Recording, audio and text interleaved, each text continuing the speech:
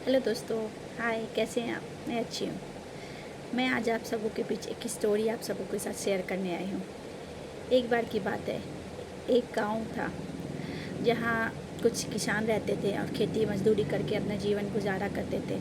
एक बार इंद्र देवता उनसे बहुत क्रोधित हो गए और उन किसानों को बारिश ना होने का श्राप दिया और कहा कि जाओ, अब से 1 साल तक तुम्हारे गांव में बिल्कुल बारिश नहीं होगी, पानी की एक बूंद भी नहीं होगी। इस पर गांव वाले बहुत ही दुखी हो गए और वो विनती करने लगे हाथ जोड़कर इंद्र देवता से कि प्लीज़ आप अपने इस श्राप को वापस ले लीजिए और हम पर उपकार कीजिए, हम पर दया कीजिए और बारिश करा दीजिए, क्योंकि हमारा जीवन तो इसी खेती और फसल से चलता है। अगर बारिश नहीं होगी तो हम कैसे अपना जीवन बसर कर पाएंगे। लेकिन इंद्र देवता ने कहा कि नहीं, अब ऐसा नहीं हो सकता, मैंने आपको श्राप दे दिया है तो अब मैं उसे वापस नहीं ले सकता। तो वो किसान बहुत दुखी हो गए। फिर वो सोचे कि चलो मैं भोले बाबा की उपासना करता हूँ, उन्हें खुश करता हूँ, उनसे ये कहता हूँ कि वो बारिश करा दे और हमारे जीवन को फिर से सुखद कर दे। लेकिन इंद्र देवता जो थे वो भोले बाबा के पास जाकर पहले ही उनसे कह दिए थे कि प्लीज़ आप बारिश नहीं करवाइएगा, मैंने उन्हें श्राप दिया है, मैंने क्रोधित होकर, आप उसे वहाँ पर जाकर वापस अपना मेरा श्राप नहीं ले सकते, नहीं लीजिएगा प्लीज़। उनसे अनुरोध किया और भोले बाबा शिव शंकर शंभू भी मान गए। उन्होंने कहा ठीक है, मैं उन्हें बारिश होने का वरदान नहीं दूंगा। तो किसान जो थे गांव वाले, वो भोले बाबा को खुश करने के लिए कठोर तपस्या करने लगे और भोले बाबा भी उनके तपस्या से खुश होकर उनके पास आए और कहे कि बोलो तुम्हें क्या चाहिए, मैं तुम्हारे तपस्या से, तुम्हारे इतनी कठोर तप से मैं खुश हूँ।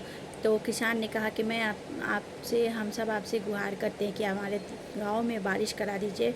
हमारे गांव में सूखा की स्थिति आ गई है और इंद्र देवता ने हमें श्राप दे दिया है, तो आप उसे दूर करके वापस मुझे वरदान हमें दीजिए कि हमारे गांव में बारिश हो जाए और हमारे फसल लहलहाएं।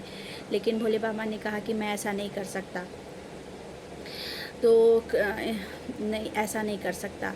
तो अचानक से उन्हें ये बात याद आई कि जब उन्होंने इंद्र देवता से कहा कि प्लीज़ मुझे आप ये श्राप वापस ले लीजिए, गुहार करने लगे, तो इंद्र देवता को उन पे दया आई और उन्होंने कहा कि ठीक है, ये जो श्राप है वापस तभी जा सकता है जब भोले बाबा अपनी डमरू बजा दे।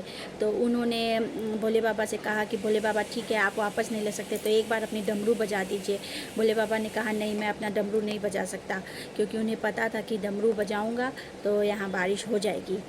तो क्योंकि वो तो अंतर्यामी है, वो सब कुछ जानते हैं कि इन लोगों के बीच क्या बातें हुई थी। तो वो उन्होंने कहा नहीं, मैं अपना डमरू भी नहीं बजा सकता, और वो वापस चले गए।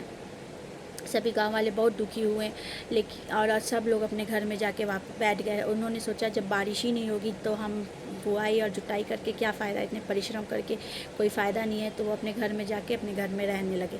लेकिन एक किसान था जो कि रोज़ नित्य रूप से आता था खेत पर और खेती करता था। उसको देखकर बाकी किसान कहते थे कि तुम क्यों व्यर्थ में इतनी मेहनत कर रहे हो, जब यहाँ बारिश ही नहीं होगी 1 साल तक, तो फिर ये सब करने का क्या फ़ायदा, तुम्हारा परिश्रम तो व्यर्थ ही जाएगा।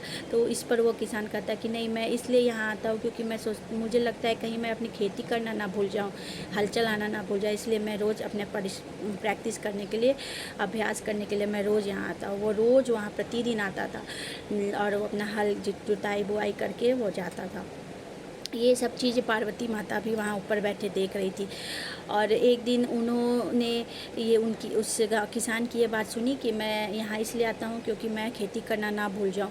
तो उन्होंने भी प्रभु शिव शंकर शंभू से कहा, प्रभु आप भी इतने दिनों से अपनी डमरू नहीं बजाए, कहीं ऐसा ना हो कि आप भी अपनी डमरू बजाना भूल जाए। ऐसा सुनते ही भोले बाबा ने अपने डमरू बजाकर उसे बजा दिया। जैसे ही उन्होंने डमरू बजाया, वहाँ उस गांव में बारिश हो गई और सभी किसानों ने, तो कोई किसानों ने खेत की जुताई बुआई की नहीं थी, तो बाकी के खेत में फसल नहीं हुई, लेकिन सिर्फ उसी इकलौते किसान जिसने रोज़ आकर खेत की बुआई और कटाई सब जुताई की थी, उसी के खेत में फसलें लहलहाने लगी और खूब उसका खेत हरा भरा हो गया। तो इस कहानी से हमें यही सीख मिलती है और शिक्षा मिलती है कि हमें कभी भी, चाहे कैसी भी परिस्थिति आ जाए, जब चाहे कुछ भी हो जाए, हमें कभी अपना मेहनत नहीं छोड़ना चाहिए, अपने कर्म नहीं छोड़ना चाहिए, ईश्वर पे भरोसा नहीं छोड़ना चाहिए। उसे पता था कि उसके 1 साल तक के उसके गांव में बारिश नहीं होगी, फिर भी वो अपना कर्म नहीं छोड़ा और इस पे विवश होकर आखिर भगवान को किसी भी तरह से डमरू बजाना ही पड़ा और बारिश हो ही गई। इसीलिए हमें हमेशा भगवान पे विश्वास करते हुए अपने कर्म को करते रहना चाहिए और हमेशा खुश रहना चाहिए। Thank you.